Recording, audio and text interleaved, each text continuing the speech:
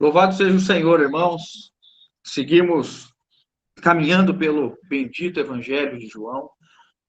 Estamos no capítulo 14 e nós vamos dar prosseguimento nos versículos 22 a 31.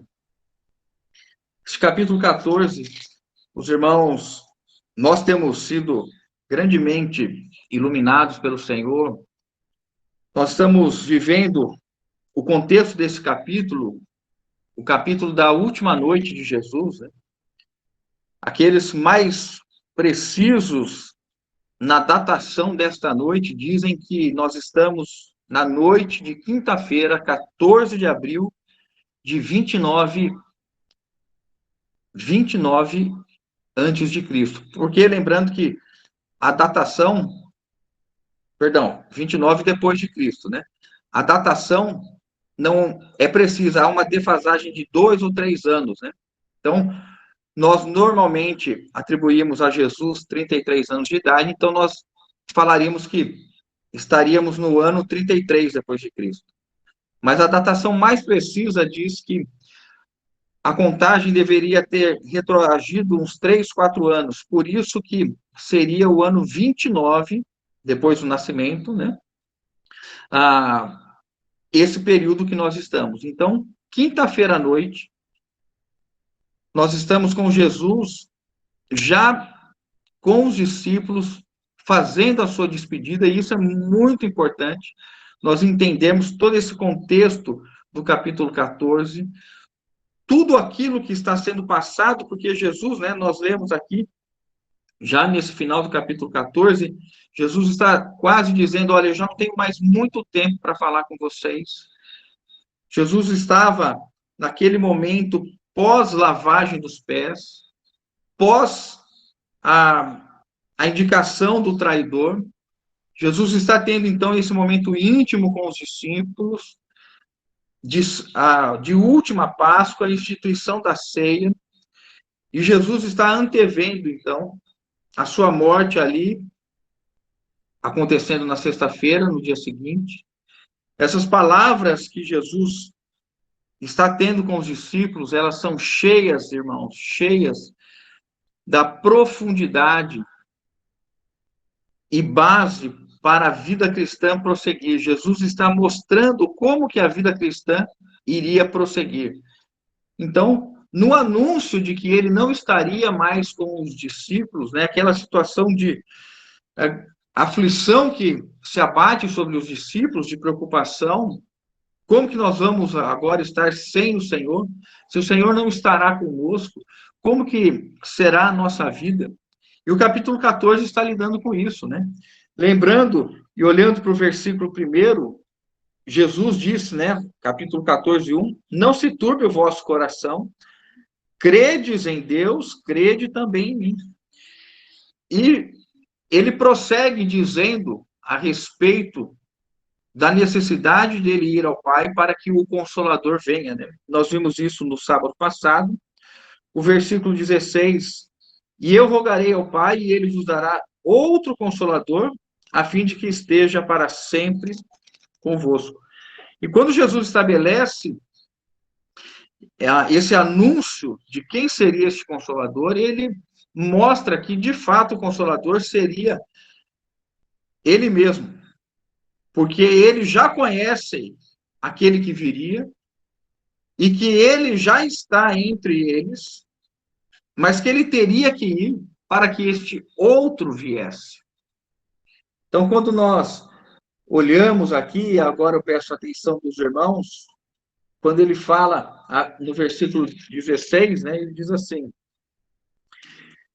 e eu rogarei ao Pai, e ele vos dará outro Consolador, a fim de que esteja para sempre convosco. Então, é importante nós entendermos que nessa última noite, com os discípulos, Jesus está dizendo, eu vou enviar alguém que estará para sempre convosco. A preocupação do Senhor, aspas, né? Jesus não se preocupa, né? A preocupação é uma condição nossa, né?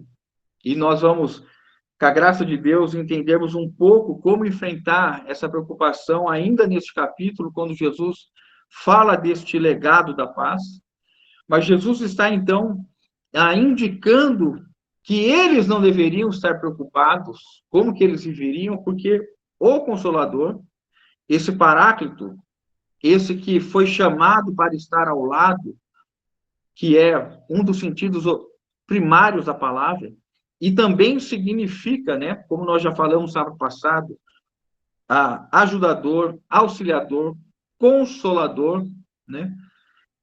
São alguns sentidos dessa palavra que mostram o quanto o Senhor está cuidando do prosseguimento do seu ministério, né, que agora seria dado pelo corpo, né? Então o seu ministério terreno estaria às vias de terminar, mas quando o Espírito, o Paráclito, fosse enviado, e aí ele seria derramado sobre toda a carne, né? Seria derramado sobre judeus e gentios, aqueles que viessem a crer do Senhor. A igreja, o novo homem, nasce ou nasceria, e então Jesus poderia continuar com seu ministério através do seu corpo. Por isso que ele está tranquilizando o coração dos discípulos. Este Consolador estará para sempre com vocês. E quem ele é, irmãos? O Espírito da verdade, que o mundo não pode receber, porque nem o conhece, não o vê e nem o conhece. Vós o conheceis, porque ele habita convosco e estará em vós. Não vos deixarei órfãos. Então, novamente, Jesus está lidando com a preocupação dos discípulos de estarem sós. O sentimento de abandono, de solidão. E nós falamos isso, né, na última reunião. Esse Espírito Santo que está em nós é o Espírito que afasta pensamentos, sensações de abandono, de solidão, de desamparo. Porque ele foi enviado exatamente para que os discípulos de Jesus não fossem alcançados ou perturbados por esse sentimento ou por essa sensação de solidão. Então aí Jesus prosseguiu, né, falando e dizendo que este Consolador estaria com eles, mas ele diz e mostra que há uma condição. E o versículo 21, nós vamos, então, dar sequência aqui a partir do versículo 21 mais detalhadamente. Aquele que tem os meus mandamentos e os guarda, esse é o que me ama. E aquele que me ama será amado por meu Pai, e eu também o amarei e me manifestarei a ele. Irmãos, quando Jesus, neste capítulo, ele chama os discípulos agora a amá-lo, que até então isso não tinha acontecido, aconteceu a primeira vez no versículo 15. Vou até ler. Se me amais, guardareis os meus mandamentos. Até esse momento, até o versículo 15, Jesus estava dizendo que Deus o amava, e amava os homens porque havia derramado do seu espírito, que havia manifestado o seu amor ao mundo pelo fato de ter dado o seu filho. Deus amou o mundo de tal maneira. Jesus está manifestando o seu amor aos seus discípulos, dizendo que vai se entregar e que vai dar a sua vida, né? Que este é o pão, este é o meu corpo que é dado por vós, este é o sangue que é derramado por vós. Mas agora, então, neste capítulo 14, neste ambiente de despedida, Jesus está dizendo: o Pai ama, eu amo, mas e vocês? Vocês devem me amar. E me amar como? Guardando as minhas palavras. E o versículo 21 traz de novo, né, Jesus renova o ensino. Aquele que tem os meus mandamentos e os guarda, esse é o que me ama. E aquele que me ama será amado por meu Pai, e eu também o amarei e me manifestarei a ele. Nós vemos, então, Jesus trazendo para uma esfera de intimidade, para uma esfera de profunda comunhão, aqueles que o amam. E aqueles que o amam manifestando o cumprimento, a obediência, a sujeição à sua palavra. A igreja, ela manifesta o seu amor ao Senhor quando se sujeita, quando obedece, quando segue os ensinamentos do Senhor. Muito embora, claro que o Espírito Santo já veio, nós já somos habitados pelo Espírito Santo, e quando um homem ou uma mulher crê no Senhor, é batizado, recebe o Espírito Santo, é regenerado, ele tem o amor de Deus derramado em seu coração. Mas o desenvolvimento da nossa relação, o relacionamento com Jesus está alicerçado, irmãos, na nossa sujeição, por amor ao Senhor, à sua palavra, aos seus mandamentos. Prova disso é que na parte final desse versículo 21, Jesus faz questão de dizer algo extremamente maravilhoso. O que acontece com aqueles que têm os mandamentos, né? Que possuem os mandamentos em sua mente, que retém os mandamentos em sua mente, e que os guarda, ou seja, que está vivendo de modo atento e de modo detalhado a cumprir a palavra do Senhor. O que Jesus promete? O amor do Pai, o seu próprio amor de Jesus, mas mais do que isso, eu me manifestarei a Ele. Eu me revelarei. Ao longo da nossa caminhada cristã,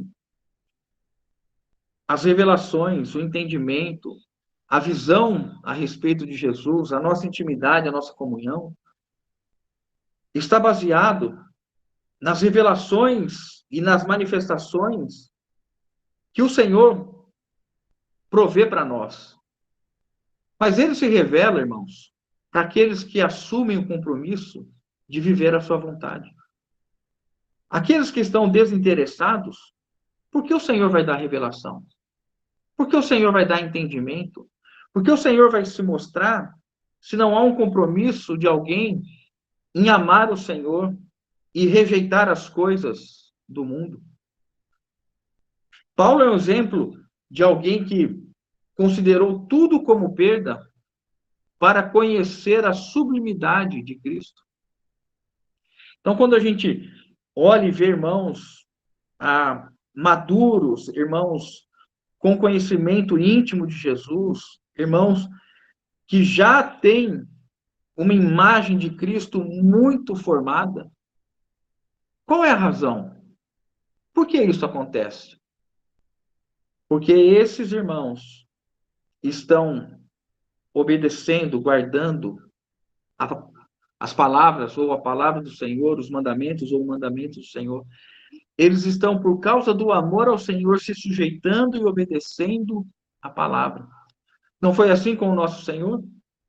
Por ele ser obediente, por ele fazer a vontade do Pai o tempo todo, ele diz que o Pai o ama, que o Pai está com ele, que o Pai está nele. Por quê? Porque Jesus se sujeita e obedece ao Pai. Irmãos, se nós queremos mais revelação, mais manifestação, mais entendimento, mais compreensão, nós temos que estar dispostos a nos sujeitar à palavra do Senhor, toda ela. Não selecionar aquilo que eu devo obedecer. Isso eu gosto, isso eu não gosto, isso eu discordo, isso não discordo. Nesse processo, irmãos, nós perdemos a bênção de ter mais manifestação. O nosso relacionamento de amor com Jesus se constrói à medida que Jesus vai mostrando a palavra e nós vamos nos sujeitando. Isso, claro, evidente, irmãos, não significa que nós somos perfeitos e que temos cumprido, obedecido tudo, mas que há em nós o desejo e que há uma luta, um empenho para que isso aconteça e se realize em nossas vidas. Por isso que nós somos ensinados pelo Senhor a negar a nós mesmos. O que é fazer a vontade de Deus? O que é seguir a sua palavra? Se alguém que o ama a Jesus, vai querer agradá-lo, se sujeitando e fazendo a sua vontade.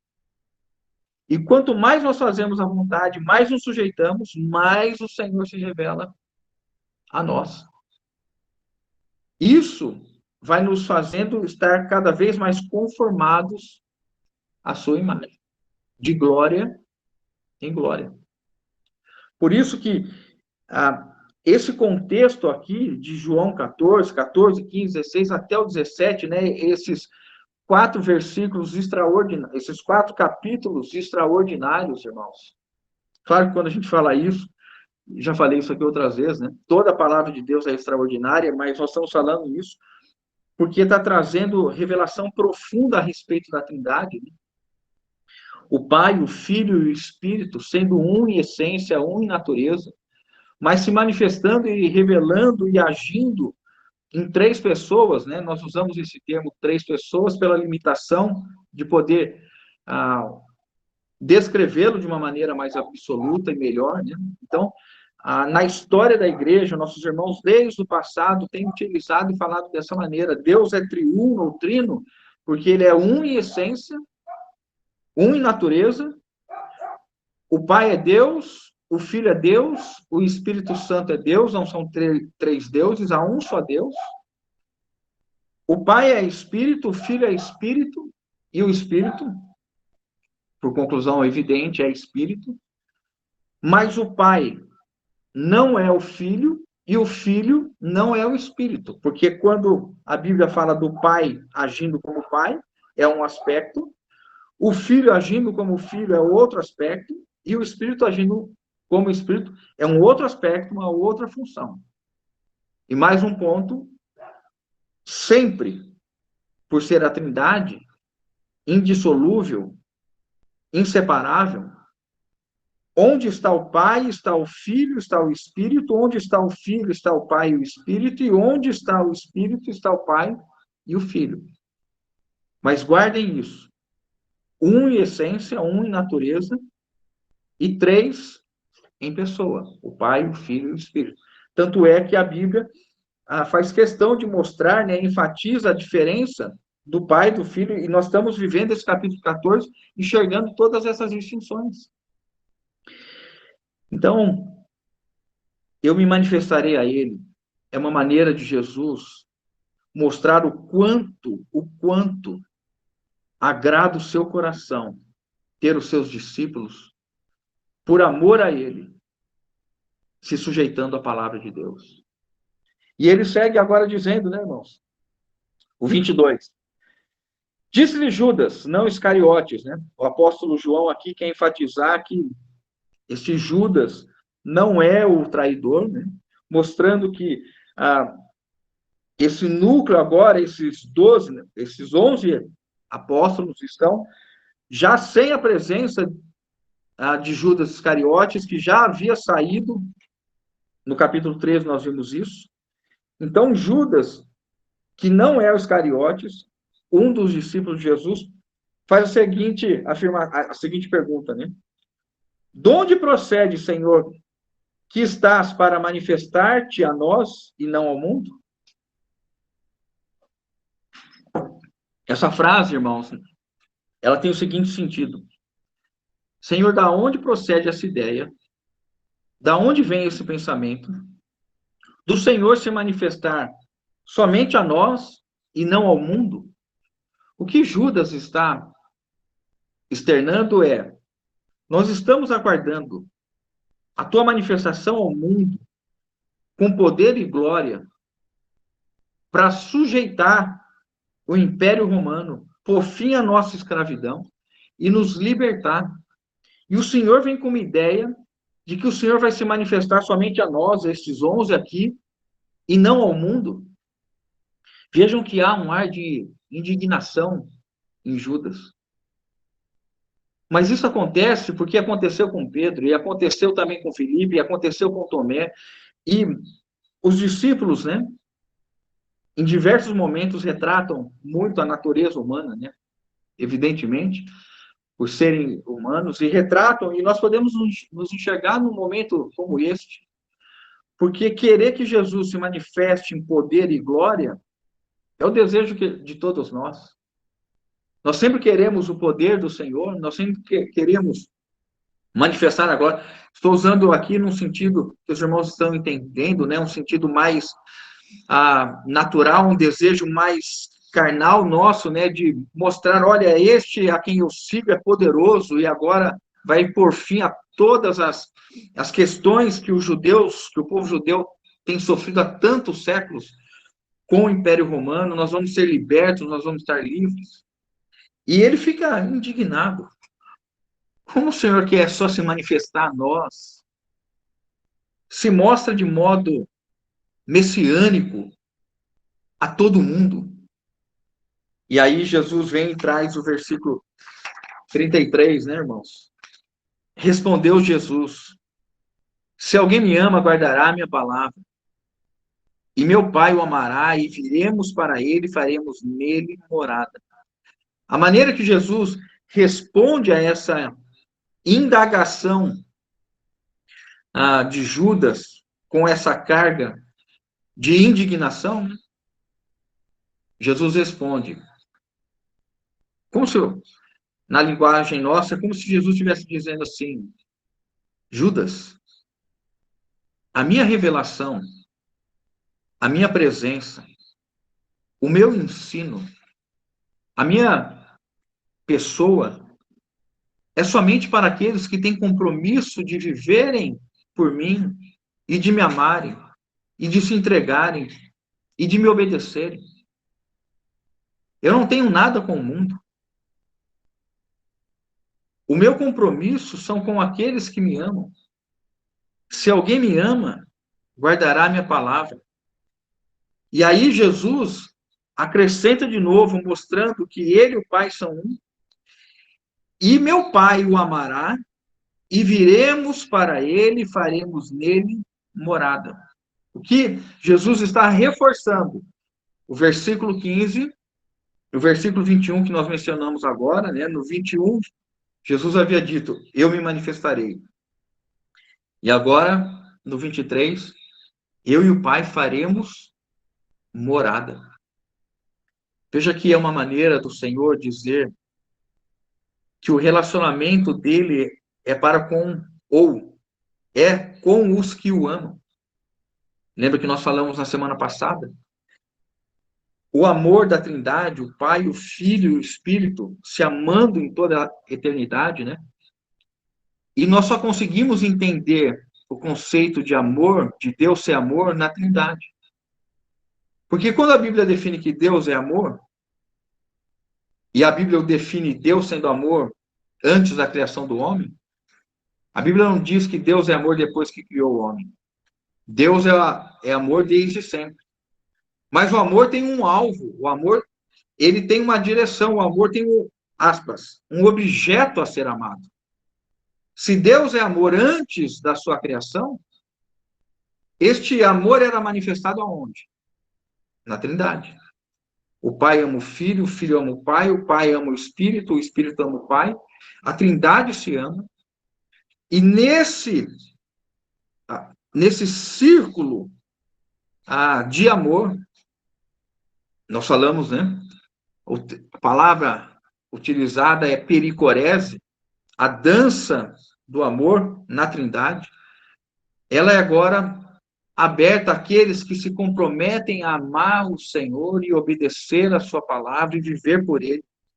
E nós lembramos que é a esses que amam, a esses que estão comprometidos em se sujeitar ao Senhor, que o Senhor autoriza que eles usem o nome de Jesus, porque agora, se tem pessoa que ama Jesus, este que ama o Senhor está preocupado com o interesse do Senhor, e por isso ele pode agora orar em nome do Senhor, para que realize obras maiores. Olha o contexto todo, a visão toda que Jesus está passando na última noite. A igreja que viria a ser constituída no dia de Pentecostes, que receberia do alto o Espírito Santo e que ele habitaria em toda a carne, em todos aqueles que viessem a crer. Lembrando que isso aconteceu em Pentecostes, 3.000 se converteram naquele dia e foram batizados. Então, Jesus agora está fazendo uma promessa de maior intimidade. Eu só não vou me revelar, eu só não vou me manifestar, mas eu e o Pai faremos nele morada. Nós estaremos vivendo nele porque ele acolhe e pratica a palavra, e quando ele faz isso, ele manifesta o amor, e eu e o Pai estaremos intimamente, nós estaremos vivendo intimidade. E Jesus usa a palavra morada, né? Porque ele havia utilizado agora recentemente, quando ele abre o capítulo 14, né? Ele fala assim: eu irei para o Pai, e a casa de meu Pai tem muitas moradas, e eu vou preparar o caminho. Se não fosse assim, eu não estaria dizendo. Quem é a casa do Pai? Jesus, no capítulo 2, ele se mostra como a casa do Pai. Quando ele está ali com os judeus diante do templo, e surge aquela discussão que o templo seria derribado e que eles ficam escandalizados. Esse templo foi levantado em 46 anos, e como o Senhor diz que ele vai ser destruído e ser reerguido em 3 dias, e aí, e lá é dito, né, que ele dizia, ou que ele fazia referência com respeito ao santuário do seu corpo. A casa de Deus, o tabernáculo, era em figura, em representação. A glória de Deus, de fato, habitou nele. Deus lá, em Êxodo 25:8, salvo engano, diz que Moisés deveria fazer uma casa e que ele iria tabernacular com o povo. Deus, de fato, veio e habitou e encheu o mais íntimo da casa, o Santo dos Santos, com a sua glória. Mas somente o sacerdote, o sumo sacerdote, uma vez ao ano, tinha acesso. E agora, nós estamos às vias de ter o Espírito derramado, e aí, depois dessa morte e ressurreição, o Espírito derramado, o homem que viesse a crer no Senhor estaria agora em Cristo. E Cristo, como morada de Deus, receberia milhares, milhares, milhares, milhares, milhões de homens e mulheres ao longo da sua morte, ressurreição, ascensão e descida do Espírito Santo. Nós somos esses que agora estão em Cristo. E os que estão em Cristo Jesus são nova criatura. Estar em Cristo significa que agora nós temos uma morada nele, uma morada no Senhor. Mas aqui há uma contrapartida. Esses que estão dispostos a viver pelo Evangelho, viver segundo a palavra do Senhor, receberão o Pai e o Filho, e ele habitará. Novamente, irmãos, o Pai e o Filho habitam em nós, desde o momento que nós cremos no Senhor. Mas aqui Jesus está mostrando que há um relacionamento de intimidade desenvolvido pela obediência à sua palavra. Louvado seja o Senhor. Vamos seguir, irmãos? Aí o versículo 24, o que diz? Quem não me ama, não guarda as minhas palavras. E a palavra que estáis ouvindo não é minha, mas do Pai que me enviou. O versículo 24, ele é muito sutil, fruto somente do nosso amado Senhor.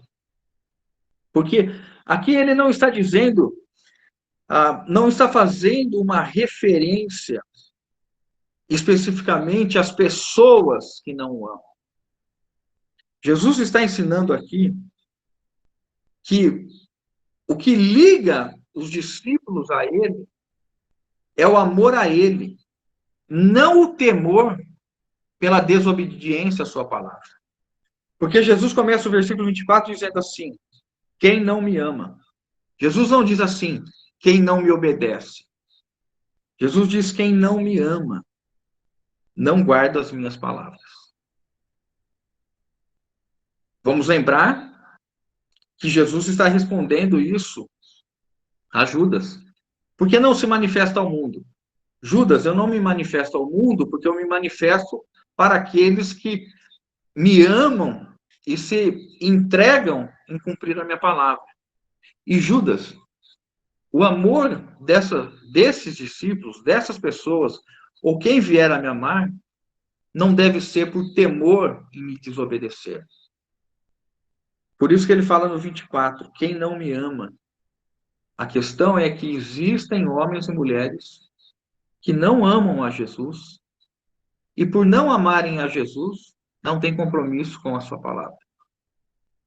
Mas aqueles discípulos que amam a Jesus assumem o compromisso de se sujeitarem à sua palavra. Quem não me ama não guarda as minhas palavras. E a palavra que estáis ouvindo não é minha, mas do Pai que me enviou. Então Jesus mostra a gravidade. Porque ainda que alguém dissesse o seguinte, não, eu sigo a Jeová, imagine um judeu dizendo, Jesus não é o Messias, Jesus não é o ungido, Jesus não tem as palavras de vida eterna. Alguém poderia, e nós vimos isso ao longo da caminhada de Jesus entre os judeus, o tempo todo ele foi confrontado. Tu não é o Messias. E Jesus, diz o texto, que muitas vezes fez obras para que eles pudessem crer que ele era o ungido, o enviado.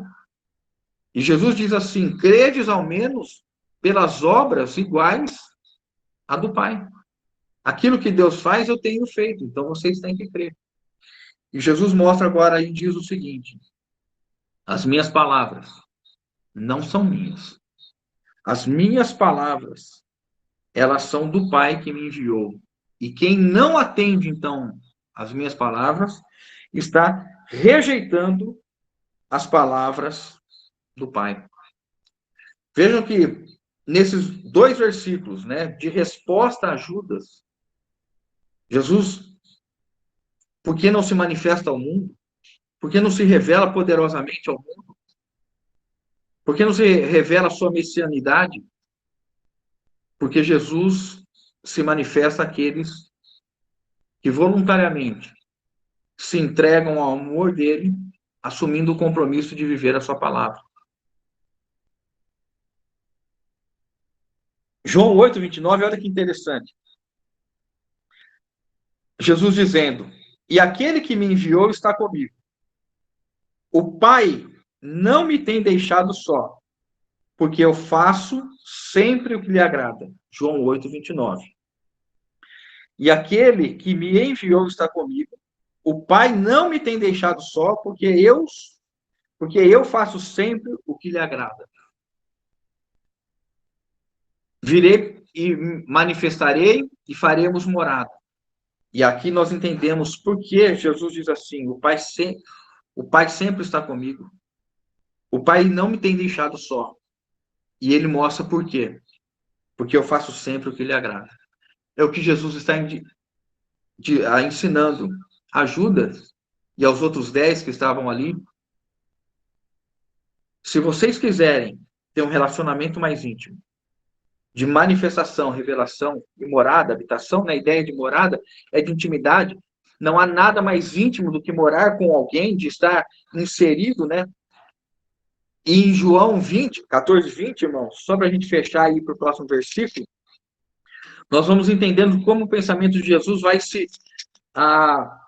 fechando, né? Naquele dia, se referindo à vinda do Espírito Santo no Pentecostes, eu estou em João 14, 20, vós conhecereis que eu estou em meu Pai. Até aqui tudo bem, nós já estamos claros disso. Perdi. Naquele dia, vós conhecereis que eu estou em meu Pai, e vós em mim. Então, agora vem o pensamento, aquele que eu disse. Jesus vai fazer muitas moradas. E aquele que creu no Senhor é nova criatura. Ele está em Cristo Jesus. Jesus é a casa do Pai, é a morada de Deus. Na sua ressurreição, o Espírito Santo é derramado. Os homens que passam a crer em Jesus, eles agora estão em Cristo Jesus. Na morada, no tabernáculo de Deus, eles estão agora. Então, fica mais claro: naquele dia vós conhecereis que eu estou em meu Pai, e vós em mim. E agora, irmãos, e eu em vós. Então, quando o Espírito Santo é derramado, e há essa habitação, o Espírito Santo vem habitar homens e mulheres, nós somos enchidos pelo Pai, pelo Filho e pelo Espírito. Mas agora, no desenvolvimento do relacionamento, 10, 20, 30 anos caminhando como filhos de Deus, nosso compromisso em amar o Senhor e amar a sua palavra tem aumentado, irmãos. Nós temos nos sujeitado mais à palavra do Senhor, nós temos cada vez mais sido conformados à imagem do Senhor pela obediência da palavra. E aí nós entendemos, né? Por que Jesus falou? O Pai está sempre comigo, porque eu faço sempre o que lhe agrada. E quando nós não nos sujeitamos à palavra, até mesmo Paulo vem dizer para nós, né? Não apagueis o Espírito. Não entristeçais o Espírito. Nós quebramos esse vínculo de amor tão poderoso quando nós rejeitamos a palavra de Deus. Versículo 25, irmãos. Isto vos tenho dito, estando ainda convosco. Versículo 26. Mas o Consolador, o Espírito Santo, a quem o Pai enviará em meu nome, esse vos ensinará todas as coisas e vos fará lembrar de tudo o que vos tenho dito.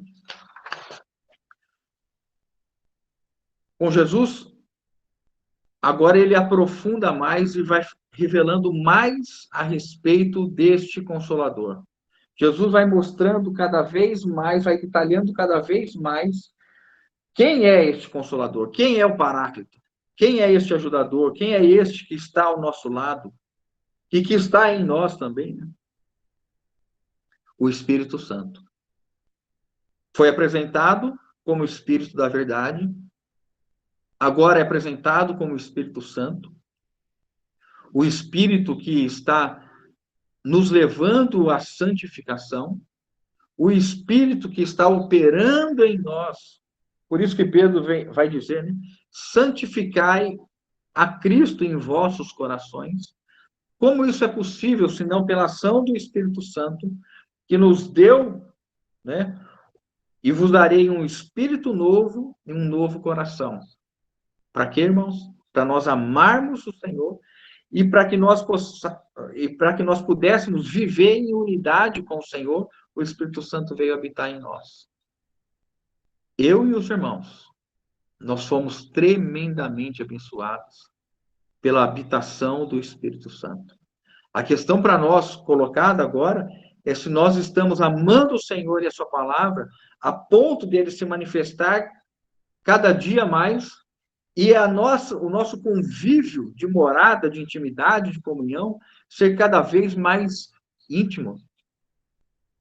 Por isso que o Espírito é definido como Jesus pelo Espírito Santo. E aí Jesus diz para eles o seguinte: olha, eu tenho dito essas coisas para vocês, mas quando eu for e voltar no Consolador, este Consolador, o Paráclito, ele vai continuar ensinando e vai continuar trazendo lembrança, fazendo com que vocês lembrem. Vou até ler de novo para os irmãos.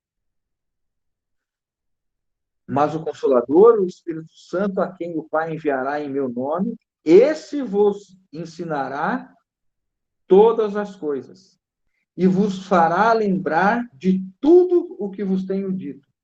Então Jesus está dizendo: eu disse eu ensinei, mas o Espírito Santo ainda vai ensinar outras coisas. O Espírito Santo vai ensinar agora todas as coisas que estão faltando.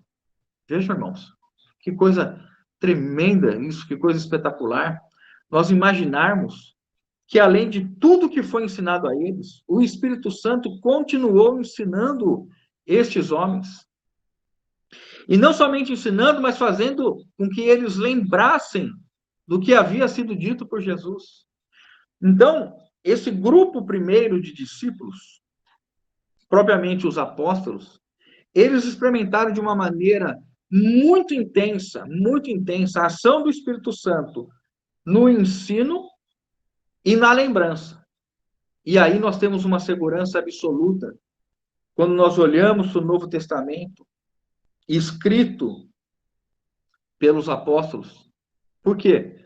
Porque eles foram ensinados e ainda foram lembrados de tudo aquilo que Jesus havia ensinado. Olha que em João 20, irmãos, essa sequência de versículos aqui, que o Espírito Santo nos ilumine, irmãos, e enche o nosso coração de alegria e gozo por tudo aquilo que nós temos hoje no que diz respeito à palavra de Deus. Depois que Jesus ressuscitou, no capítulo 20, os irmãos se lembram que eles estão ali amedrontados, Jesus aparece entre eles, diz, paz seja convosco, e o que acontece? Jesus sopra o Espírito e diz, recebei o Espírito Santo. Isso em João 20. E aí Jesus diz assim para eles, permaneçam na cidade, que vocês serão revestidos do alto, do Espírito Santo, e ele vos fará testemunha a respeito de tudo que vos tenho dito. E sereis minhas testemunhas em Jerusalém, Judeia, Samaria e os confins da terra. Então, quando nós lembramos o que é dito lá em Atos 2, o versículo de 1 a 4, se os irmãos quiserem anotar essa sequência, eu posso depois colocar para os irmãos também.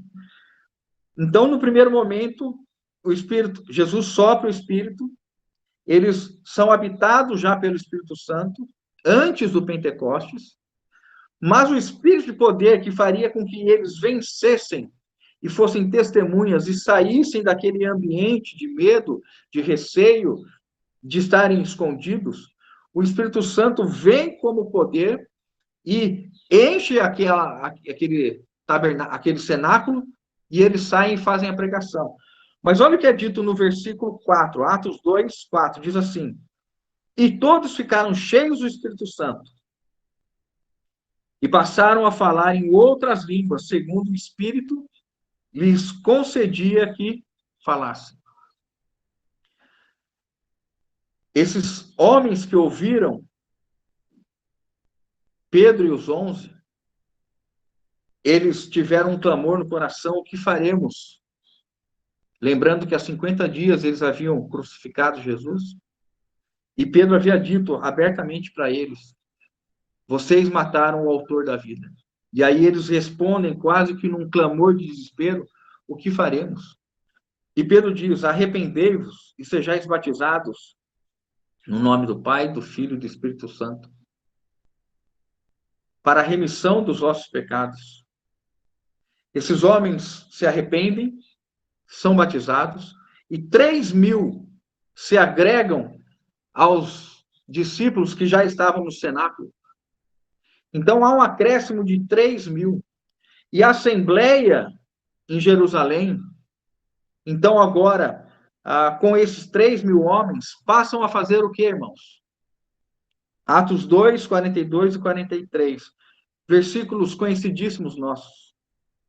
E perseveravam na doutrina dos apóstolos. Por que eles perseveravam na doutrina dos apóstolos? Porque eles receberam de Jesus, foram ensinados em todas as coisas pelo Espírito, lembrados daquilo que havia sido dito, e eles estavam agora ensinando oralmente a Assembleia em Jerusalém. E o que eles faziam então? Perseveravam na doutrina dos apóstolos, na comunhão, no partir do pão e nas orações. Agora, veja o que é dito em Efésios 2, 20, diz assim, Efésios 2, 20. Edificados sobre o fundamento dos apóstolos e profetas. A igreja é edificada sobre o fundamento dos apóstolos e profetas. Da onde veio o ensino dos apóstolos? Do que eles aprenderam de Jesus pessoalmente e aquilo que o Espírito Santo veio a ensiná-los e lembrá-los a respeito do que Jesus havia ensinado. Então, Paulo vem dizer o seguinte: e sois edificados sobre o fundamento dos apóstolos e profetas, sendo ele mesmo, Cristo Jesus, a pedra angular, no qual todo o edifício, bem ajustado, cresce para santuário dedicado ao Senhor. No qual também vós, juntamente, estáis sendo edificados para a habitação de Deus no Espírito. Irmãos, olha como a palavra de Deus ela é maravilhosa, porque o que está sendo ensinado agora? Paulo está dizendo, esse ensinamento que vem dos apóstolos e profetas, eles são poderosos para fazer com que vocês cresçam, sejam conformados à imagem do Filho de Deus, e na obediência do Filho de Deus, vocês agora estão sendo preparados um edifício, um santuário dedicado para o Senhor. Isso é o aspecto geral da igreja, o propósito geral da igreja, nesse sentido. Aí Paulo vai dizer o seguinte: e vocês, Efésios, na assembleia de vocês, o versículo 22, no qual também vós, juntamente, estáis sendo edificados para a habitação de Deus no Espírito. Paulo está dizendo, a assembleia que há em Éfeso, porque esses homens e mulheres que estão habitados pelo Espírito Santo e no amor em obedecer a Jesus, eles estão sendo edificados, como todo o restante do corpo de Cristo, através das assembleias locais, estão sendo edificados um único santuário.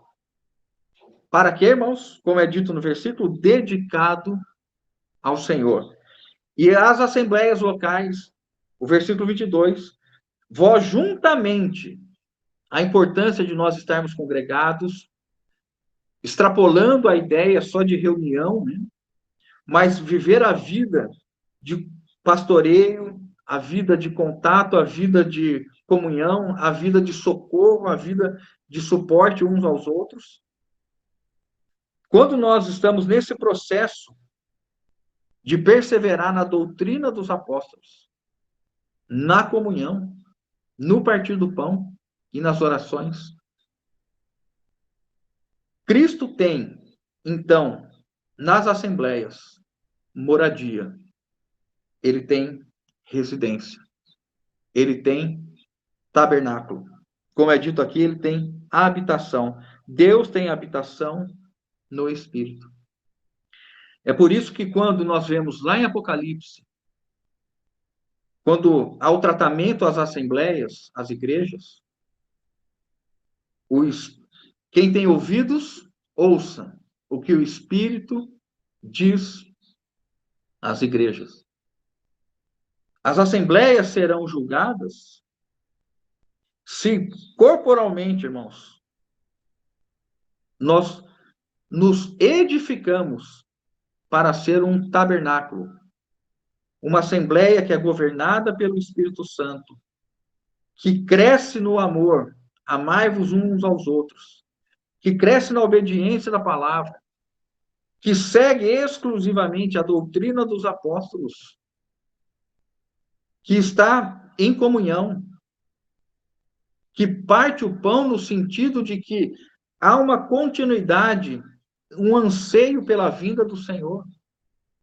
Nós somos esses que estão testemunhando na terra que Jesus é o Messias, que morreu, ressuscitou, e nós estamos aguardando agora a sua vinda. E coletivamente, nós somos esses que estão orando.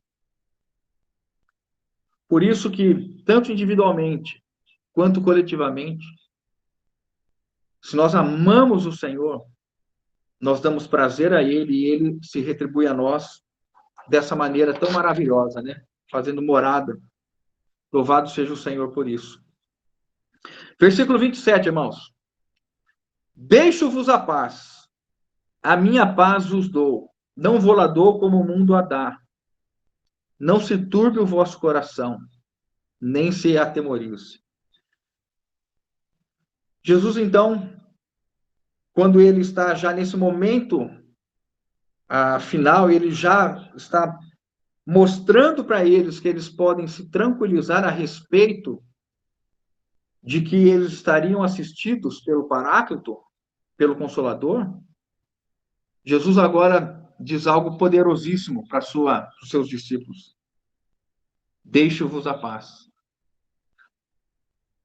Ele não está somente despedindo, ele não está somente falando shalom no sentido de uma saudação ou de um ato de despedir.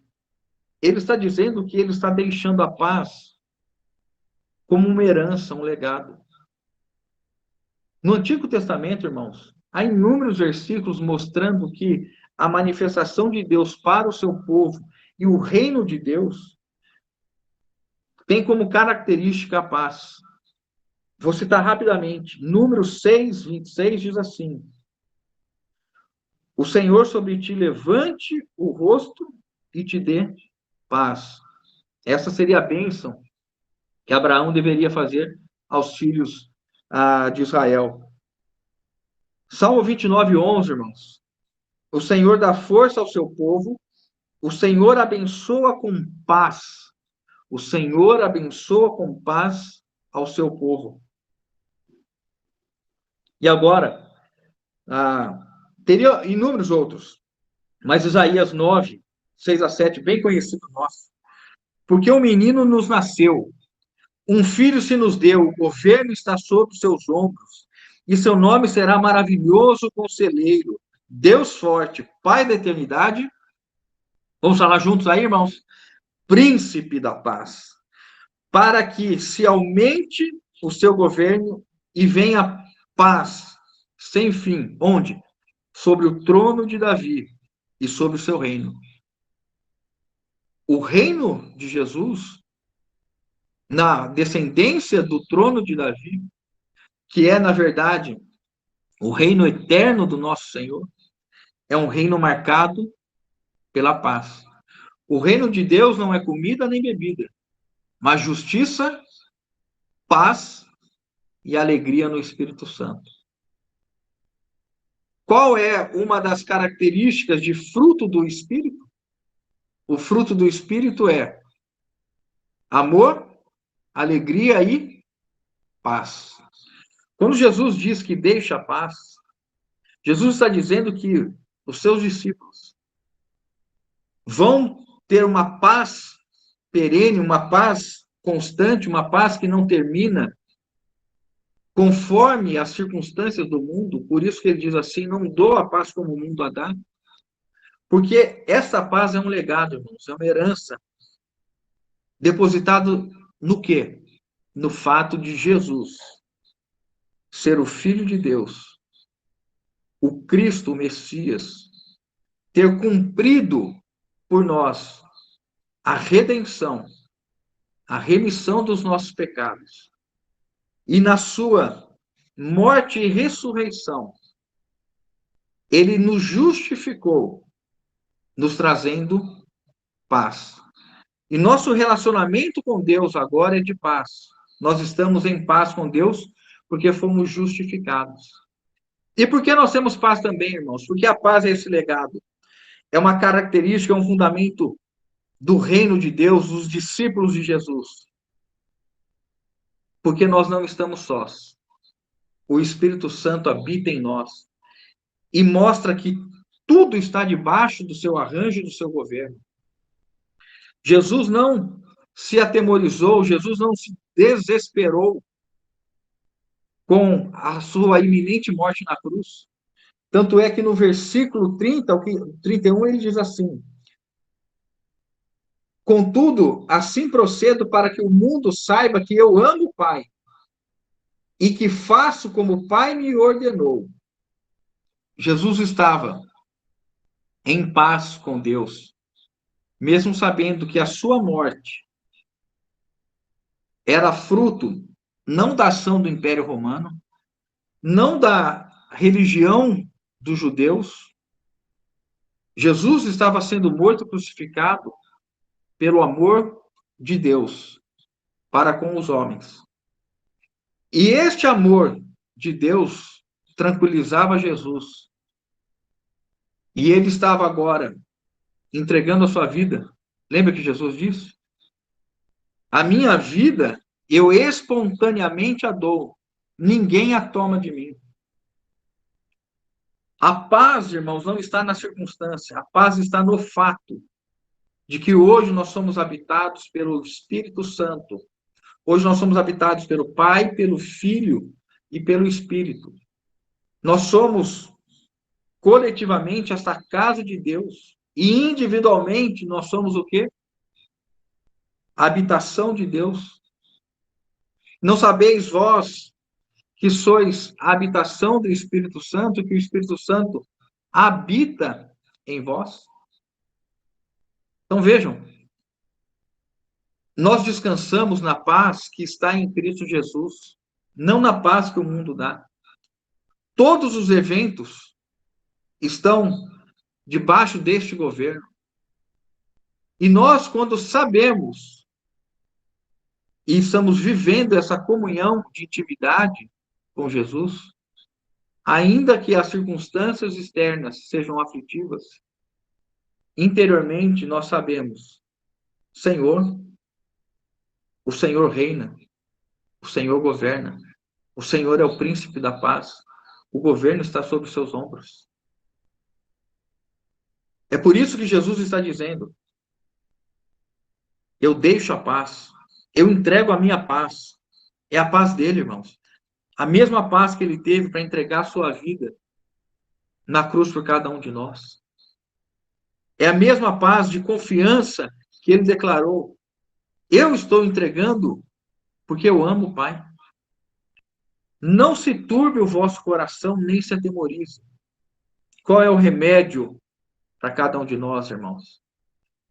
É nós sabermos que nós somos hoje filhos de Deus e que Deus mesmo habita em nós e que nós somos a sua casa e sua morada e que nós estamos sendo guiados e governados pelo Espírito de Deus e que todas as coisas estão debaixo desse arranjo e Deus está conduzindo a sua igreja e Deus está conduzindo a história da humanidade.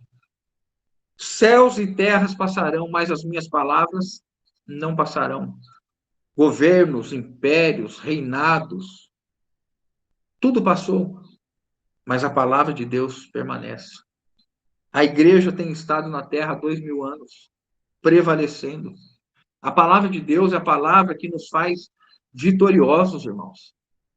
É a palavra de Deus vence todas as coisas. E nós somos vencedores é na obediência da palavra de Deus. É quando nós nos sujeitamos à palavra de Deus. Nós não podemos nos esquecer que que Jesus nos deu a sua paz. Versículo 28. Ouviste o que eu vos disse.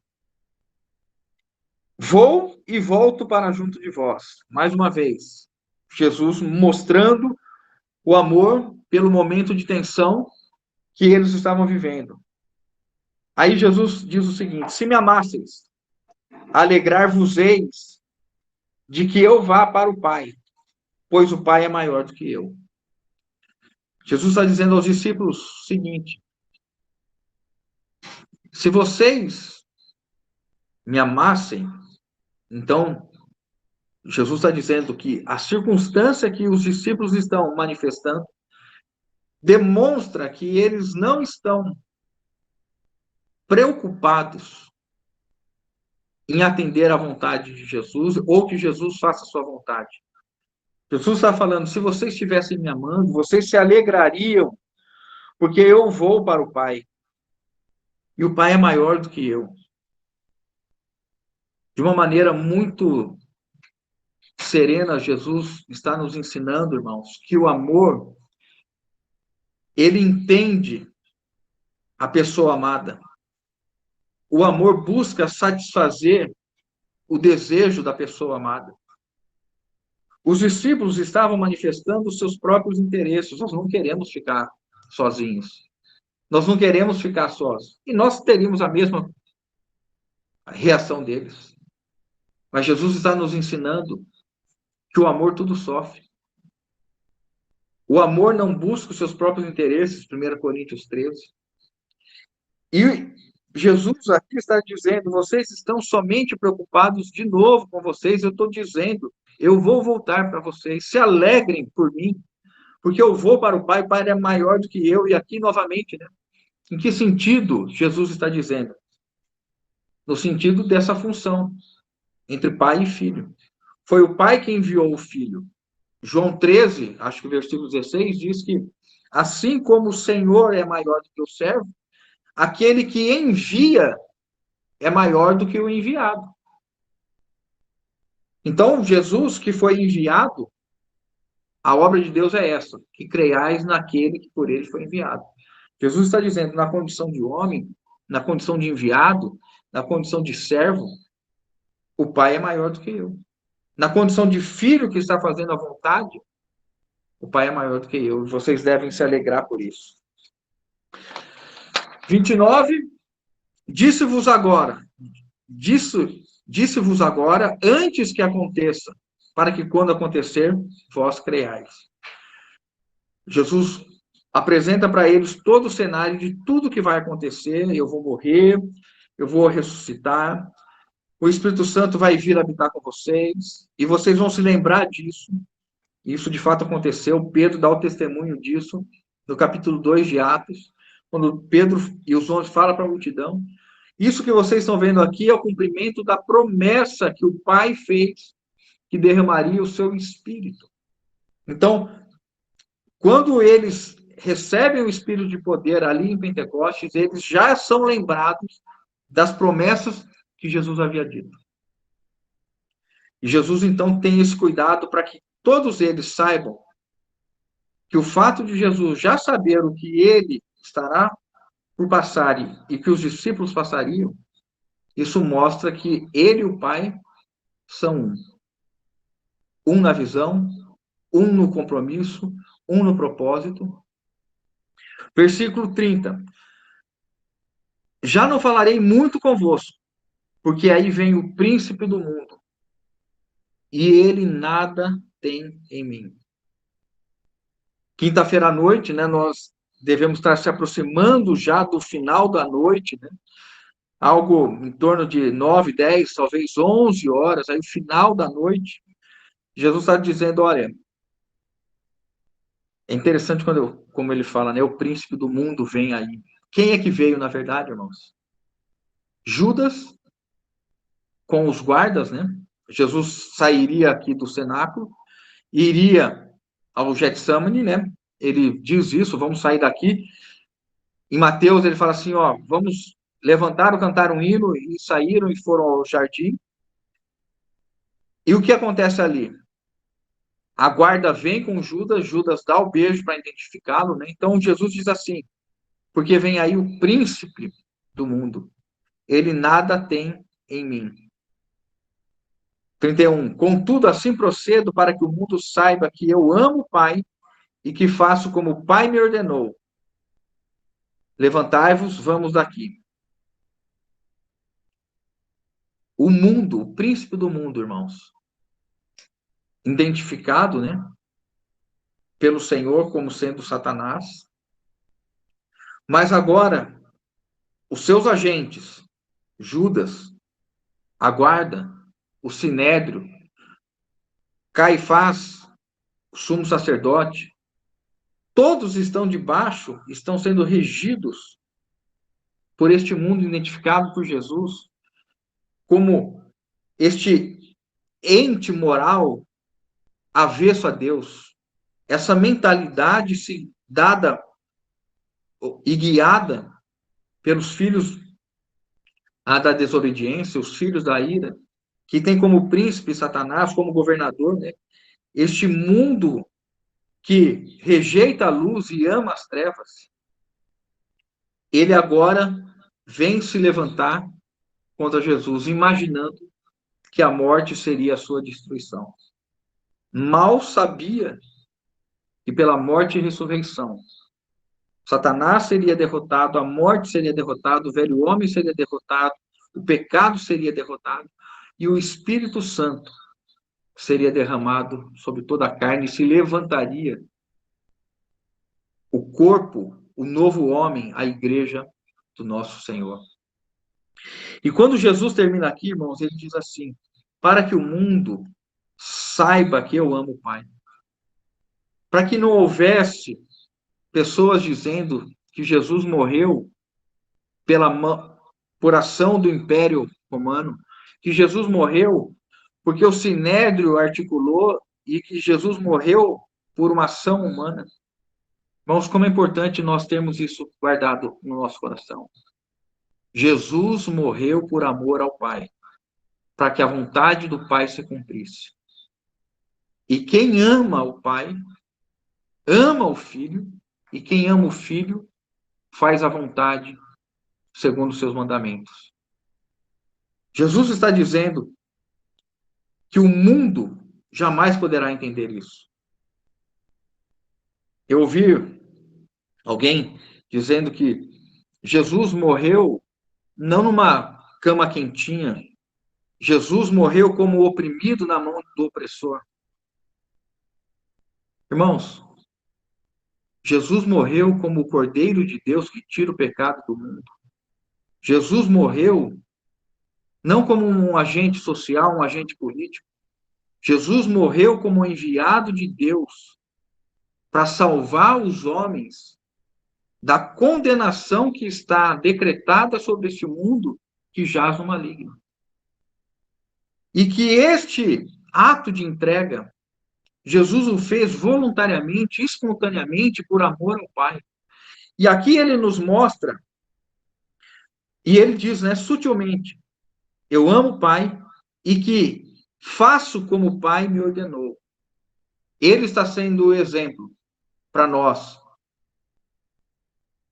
Quando o Pai fala, por amar ao Pai, eu obedeço. E nós, como discípulos de Jesus, quando Jesus fala, por amar a Jesus, nós obedecemos o Senhor.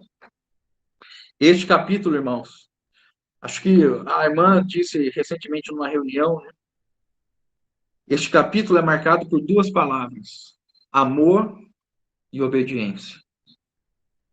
Este capítulo é marcado por uma visão clara e distinta de que tudo que Deus fez, tudo que Deus planejou, foi cumprido exatamente da forma que Deus quis, no Filho, para que o Espírito Santo pudesse agora operar em nós esse processo de santificação e glorificação. A redenção feita pelo Filho. O ato de amor manifestado no Pai, o Filho sendo a redenção, a remissão dos pecados, e o Espírito Santo agora agindo na santificação, na conformação à imagem do seu Filho, na imagem de Cristo Jesus, para que homens e mulheres sejam agora, por fim, glorificados. Por isso que a igreja, há 2000 anos, tem sido conduzida pelo Espírito Santo, pelo ensinamento dos apóstolos. Isso é muito importante para nós, irmãos. Isso é muito, muito, muito importante para nós. E o que acontece, e termino aqui, o último versículo, né?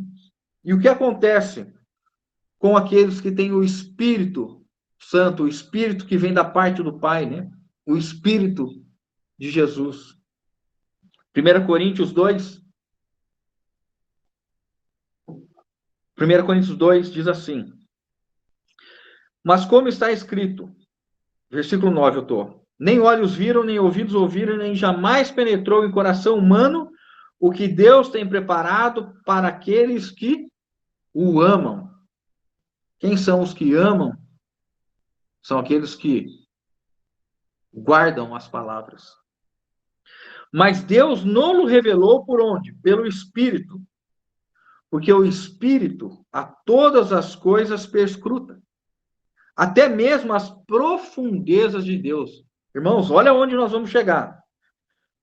Porque qual dos homens sabe as coisas do homem, senão o seu próprio espírito que nele está?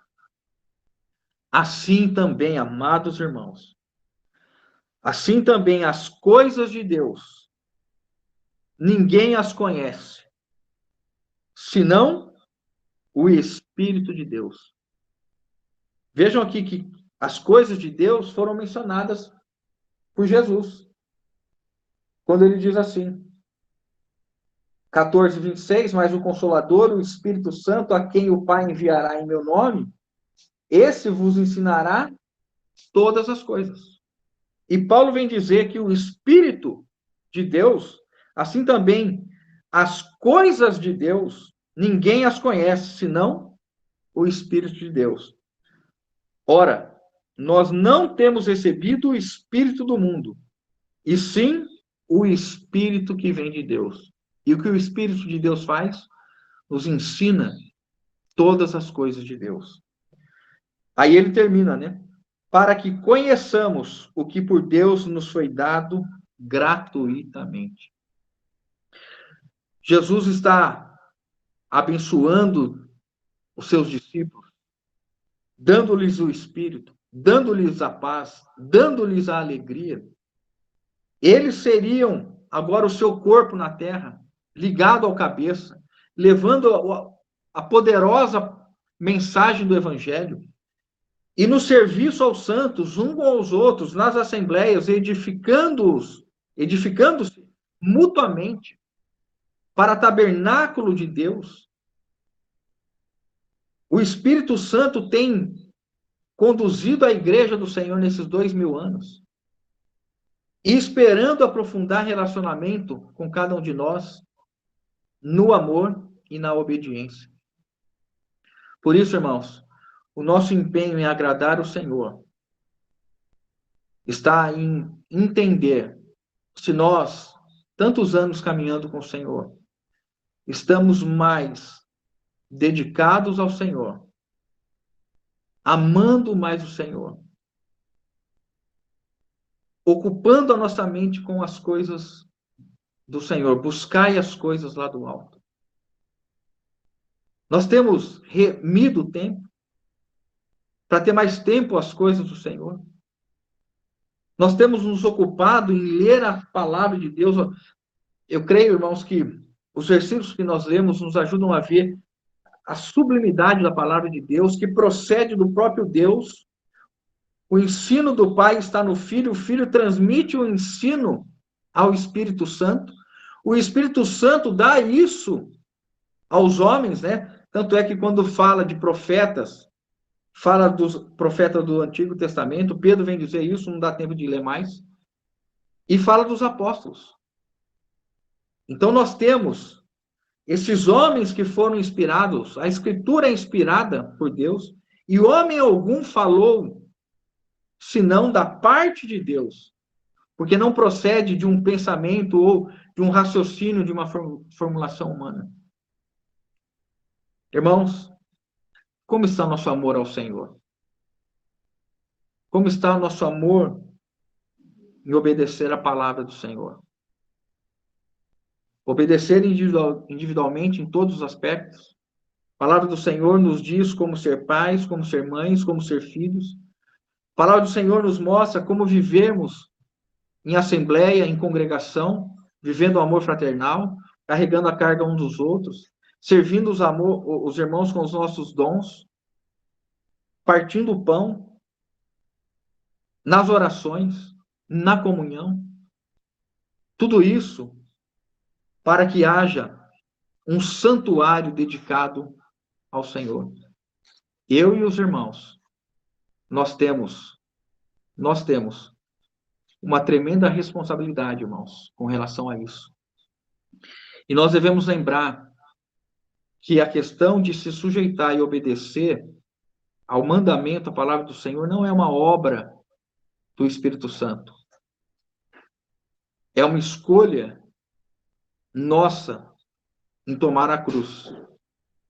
Porque se nós atribuirmos isso ao Espírito Santo, se alguém um dia chegar, então, no tribunal de Cristo, onde será recompensado segundo o bem ou mal que tiver feito por meio do corpo, alguém poderia dizer o seguinte: mas foi o Espírito Santo que não me levou a obedecer e a cumprir a palavra do Senhor. Não, irmãos. O Espírito Santo foi nos dado exatamente trazendo esses dois itens: o Espírito e um coração novo para amar e para buscar o Senhor. E agora nós temos o poder do Espírito Santo habitando em nós, nos dando revelação, entendimento, nos levando à presença do Senhor. Um novo e vivo caminho nos foi aberto.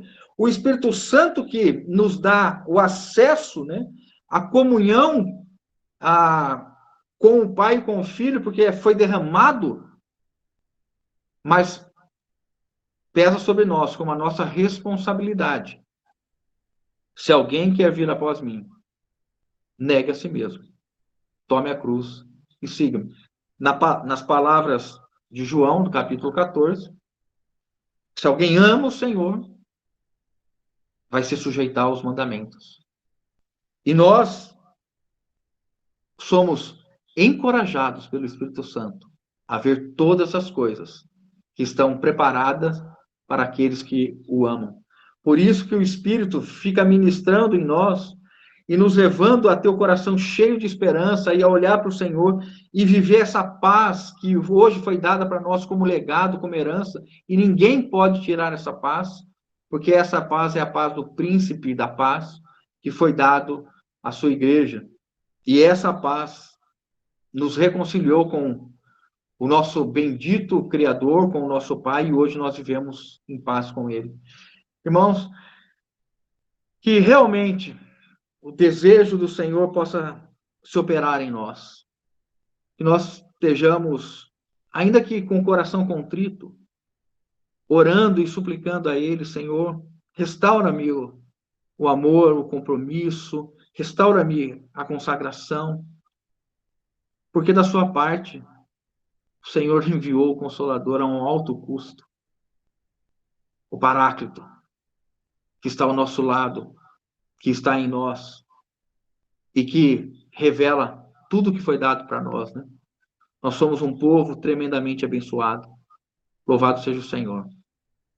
Que Deus possa nos conduzir e coletivamente gerar um santuário dedicado ao Senhor, né? Graças a Deus por isso.